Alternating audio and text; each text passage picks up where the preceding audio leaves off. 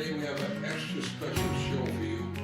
We have taken our cameras to the Dana-Farber Cancer Institute, and you're here to visit Tony Bosco, a good friend in this great organization.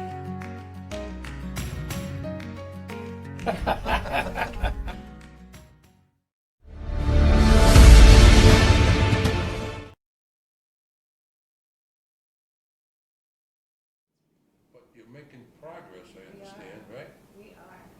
So it's really been an amazing several decades in discovery in the lab and the translation of that discovery to children with leukemia. So, you know, if we think back well before I was born, in the 40s and the 50s, we couldn't cure childhood leukemia at all.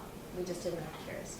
And through research in the laboratory and clinical trials for children with acute lymphoblastic leukemia, which is the most common type of childhood leukemia called ALL, we now cure about 90% of children. That's incredible. Which is incredible. I have any idea of how these starts with the kid? Is it hereditary from a parent, or because if the parent doesn't have cancer, I always wonder how these little kids, when I see them on TV, you think of an older person getting cancer and it's just something that sometimes happens. When I see these little kids with an arm going or a leg and they're bald from the treatments and everything, I cry because I said, how did they get this? They don't smoke.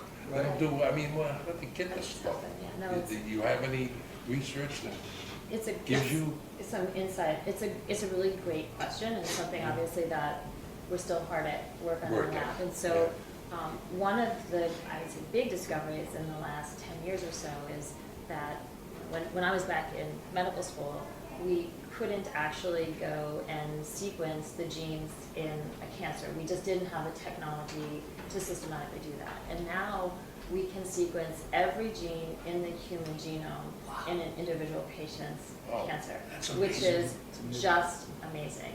And, you know, we've gone from a time where we were looking at like a small number of genes to where systematically we actually look at least 100 genes in each child that comes in and has leukemia in their leukemia.